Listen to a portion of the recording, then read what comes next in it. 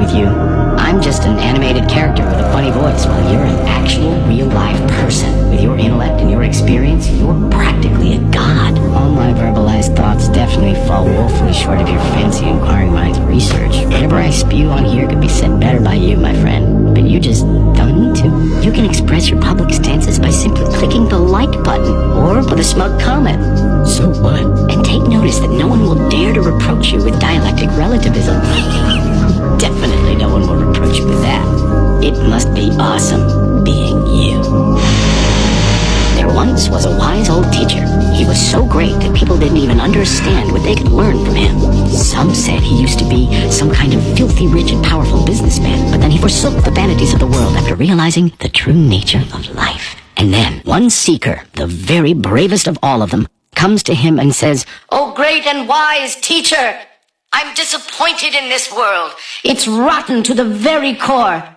Help me obtain the vision of truth, please."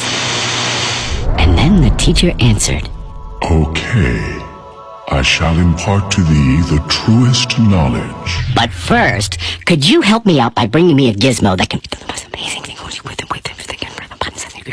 And the teacher whispered something right into the seeker's ear. Overjoyed, the seeker ran off to buy the gizmo. He asked, but nobody knew a thing about it. And he felt too embarrassed to come back empty-handed. So he went to another town, then another, further and further, but nobody anywhere had ever heard of such a device.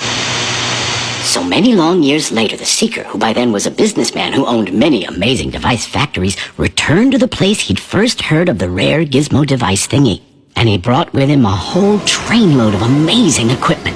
The seeker was pleased with himself. He had designed and produced things that had never existed before. He had to be worthy to learn the truth now, right?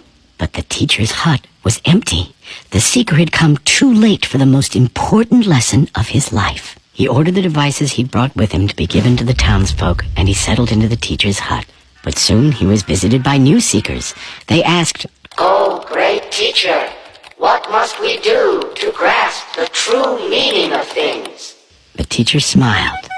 Okay, I'll tell you, but first, could you bring me a little gizmo that turns into the most amazing